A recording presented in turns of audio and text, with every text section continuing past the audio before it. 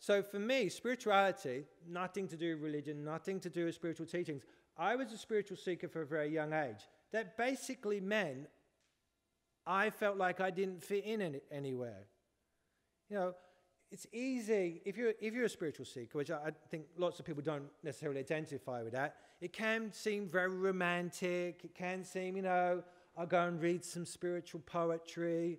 I'll go and bow to my guru and wave some incense and prostrate myself on the ground and wail and scream to the sky and sweat my prayers and, you know, but really I'm still very frustrated, all right? Because that's the, you know, the whole reason for doing it is because you're frustrated. I mean, so it's romantic on the outside and very artistic, but the real reason you're doing it is because, like, it's like, why do you go to the dentist? Not for romance, right? It's because you've got pain. You wouldn't choose to go to the dentist otherwise. So for me, being a spiritual seeker was, I didn't integrate into myself, right? So there was Dave's head, it was kind of here. There was Dave's heart, it was over here. There was Dave's hips, it was probably back there, and Dave's feet out here, right? I wasn't integrated. I was, you know, I was not coordinated. I couldn't find myself as one unit. I was all over the place, and I couldn't put Humpty Dumpty back together again. And I tried. I did all the classical meditation techniques.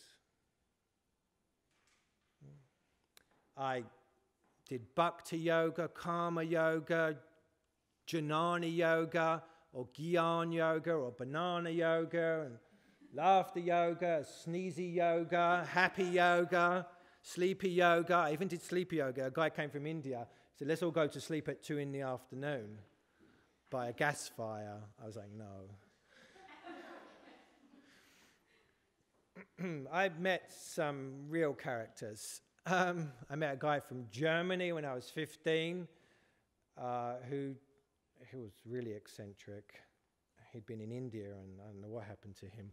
But anyway, I would, you know, I met a guy from Korea and hang out with him for a few months. Didn't understand a word he said. I did all kinds of things at a very young age because I couldn't find myself. I knew I wasn't interested really in university, and the only subject I would study would be psychology. I knew that. I couldn't feel good about myself because I didn't know what myself was. I didn't know how to relate to other people because I didn't know what I had to give them. All I could do was listen to them. But most of my listening was because I hoped someone would have the answer for me. Then after many decades, I realized no one seems to have any answers. There's lots of people talking, but no one seems to have an answer.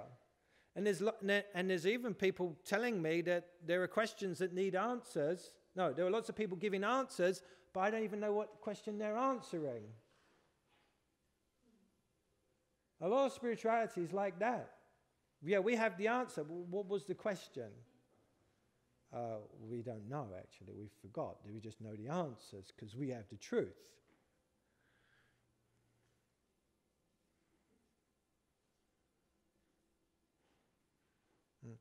So I did cognitive psychology, and part of cognitive psychology was I did artificial intelligence. So debugging. Right? Debugging. Debugging means something ain't working, a program isn't working, you rip it apart before you put it back together again. And human beings are programmed.